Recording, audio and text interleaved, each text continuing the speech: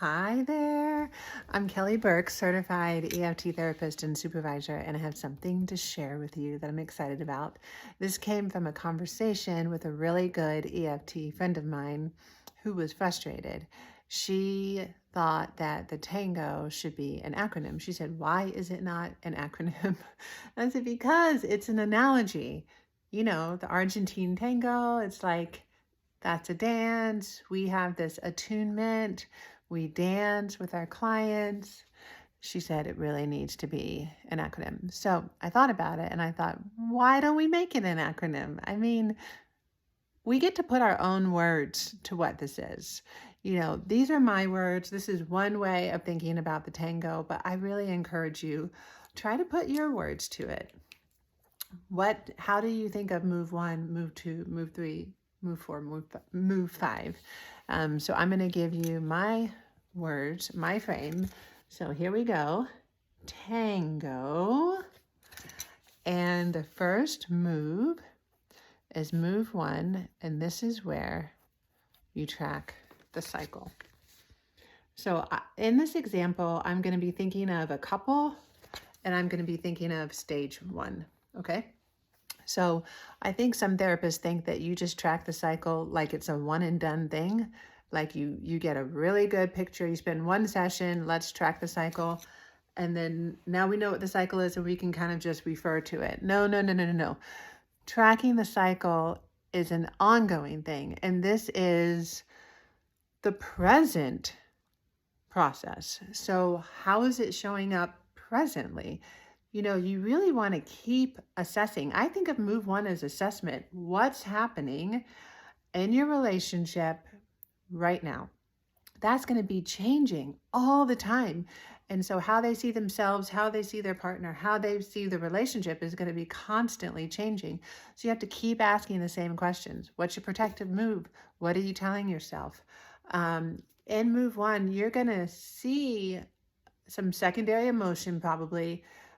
You might hear something that's soft or new, but don't just go for the first emotion. Really get a clear picture of what happens between them. So if it's a couple, there's two people. What are both of their protective moves? Really hear from both. Track the cycle, spend time there, get a very, very clear picture. Ask in such a way that you could have been there, right? Like you are a fly on the wall and you see the whole thing.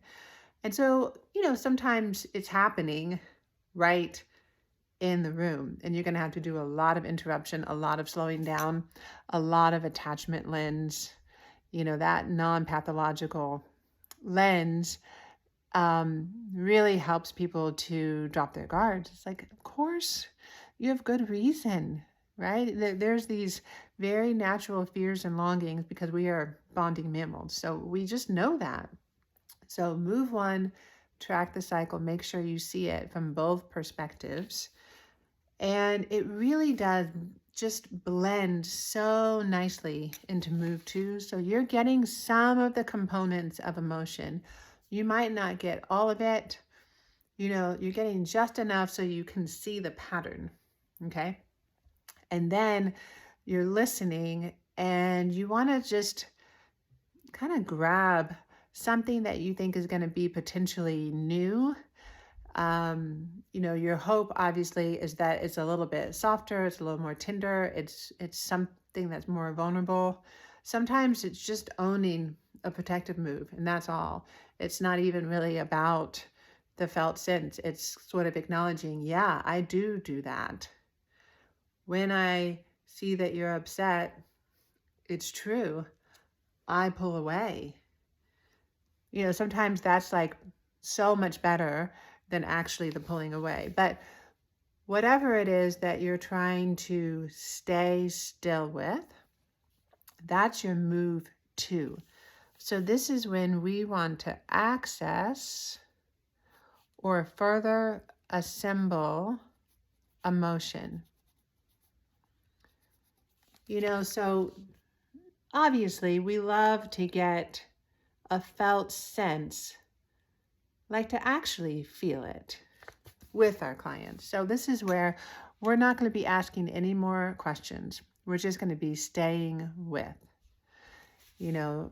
okay, so when you see your partner eyes, back turned away from you, hear the tone of voice, whatever that cue is. There's this kind of heaviness, like disappointment. This is them. They've already given you all these words. That disappointment feels like what on the inside? Really stay with, repeat. This is where risk happens. RISSSSC. I don't know. You have to go back and look. So you're trying to boil it down to a nugget, just a short, the significance, the attachment significance, get that felt sense. And that's so that you can do setup move 3, which is where you do an enactment. You like how I did that? Enactment. So this is where you are helping that partner to share, where you got and move to, right? So, I get so disappointed when I see you pull away from me. I'm just making this up. I want so badly to know that we're a team. So this is your beautiful enactment that you set up. Well, you're in stage 1, right? So what's going to happen? More often than not, there's going to be somewhat of a block. So when you process the enactment, expect the block, okay? Don't get discouraged if it doesn't go perfectly. You're going to want to grab the block and go for anything new. So in move 4, so much happens in move 4. This is where you've already have a great idea of what the cycle is. You've done a beautiful move 1, so it's easy for you to validate the block. Of course, you hear your partner share these words, move towards you in this way. This is not adding up. This is the exact opposite of what you experience in the cycle. So it's like, you just kind of want to say, but da da da da. And you've been hurt by this. So of course you want to share that part. But in this moment, right here, right now, here's where I'm going for something new. When you look at your partner in the eye and you see that look on their face and you hear, I get so disappointed. So we're expanding this moment where there's potentially something new, right? How is that on the inside? And when you process the enactment, you're really wanting to ask them a very specific question about what was new. What was it like to hear or to see your partner move out of their cave, tunnel, hole, and move towards you, right? So this is the new thing. We're trying to expand it because our goal really is a corrective emotional experience. So it's happening. It's just that fear and what happens from the fear, the protective moves, happens so fast. So we have to really slow down and stay still with anything that's new. And so if you have time left, you could do a move 2 where you go into the emotion of the block for the receiving partner. But a lot of times in stage 1, you don't have a ton of time. There's just a small window. And so you're probably going to want to go to move 5 and organize the whole thing.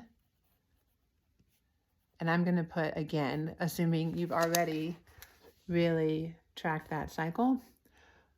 So this is where, look at what you just did. Anything that's new, anything that's different, you highlight it, you get excited about it, and you don't want to minimize the block that showed up. And so, of course, yeah, this part happened, but it was kind of hard to receive, or it was kind of hard to share. And that makes sense. We already know blah, blah, blah, blah in the cycle, right? So this is our next place to work. And this is also a really great place to see detachment. Can you imagine in the future, you'll be able to easily and naturally, organically, really reach and share and receive in such a great way, because you'll have safety and clarity. This is what we're working toward. And so what you did is exactly what your relationship needs, and we're on the right path. So that is TANGO, the tango. I hope it's helpful. I have so many offerings. Look at the description below this video to look up all the different things that I'm doing. And I always like hearing from you. So if anything is especially helpful, let me know. Or if there's anything that you would like a video on, let me know, and I'm happy to take a stab at it. Thanks.